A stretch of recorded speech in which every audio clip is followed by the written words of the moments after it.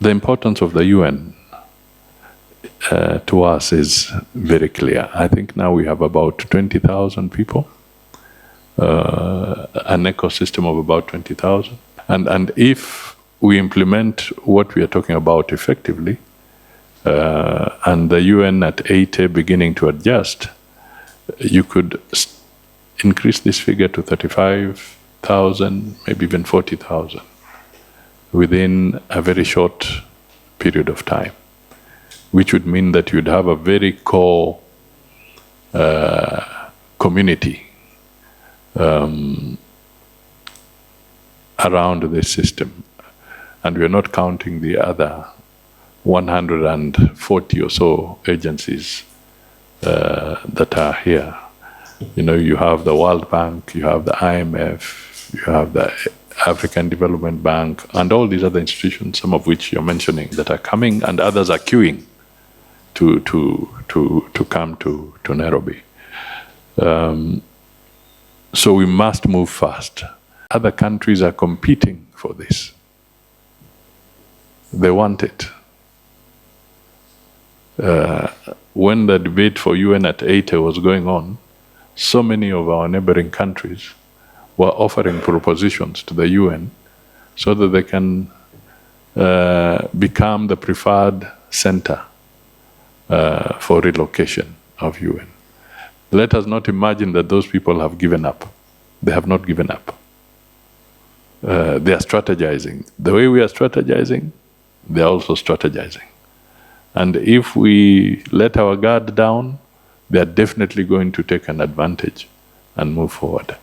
Just the way I keep on giving the example that for a long time, JKIA was the hub, the best airport in the region, but that is not true anymore. That's the fact. It's not true anymore. And that is why we are now beginning to think afresh on rehabilitating, having literally a new facility. So it is a competitive process. We need to look at it. We all endorsed the sessional paper number 1 of 2025. And in it, embedded in the recommendation that was approved by Parliament, is that we undertake a meaningful and impactful review of the Privileges and Immunities Act. So it is an obligation already within the context of parliamentary delivery. For your record, remember the sessional paper would not have gotten to Parliament unless it has been approved by Cabinet.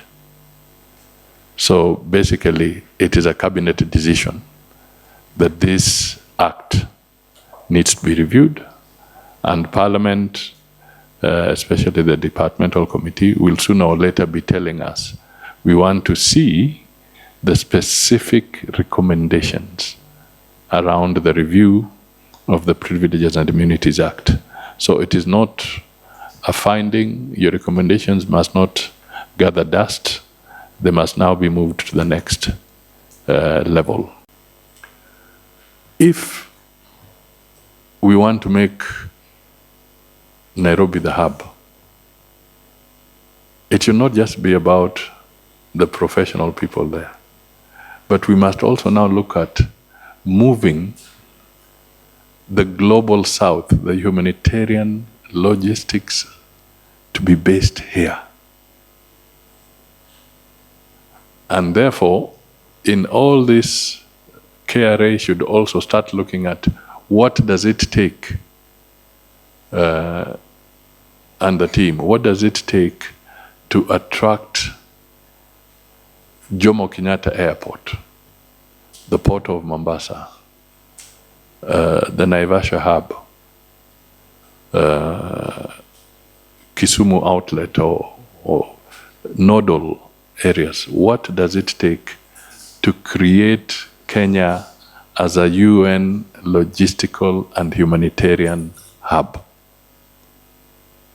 Therefore, if we are looking at our tax laws, if we are looking at the immunities, let us not do it piecemeal. Let us also have a holistic perspective that how are we going to make this a logistical and humanitarian hub. The cost-benefit analysis should be quite clear.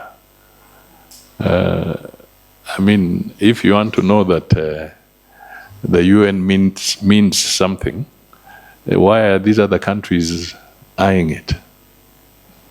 Yeah. Why are they going for it? It's because they know that it's an asset. Yeah, so that's why they want to take it away from you or have a piece of it. So we must know that there's value in having them here. We need to look at a whole ecosystem. And I want KRA to also apply themselves to this specifically.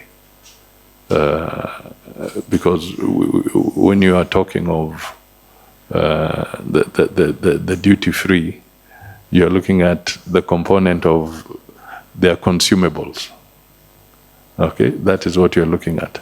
But now you imagine a situation where the global medicines for COVID are being distributed from here. What kind of revenue and benefit would Kenya get? Imagine malaria or tuberculosis with cold storage facilities and what have you, but all anchored around the UN framework. That would be big business. So just contemplate that.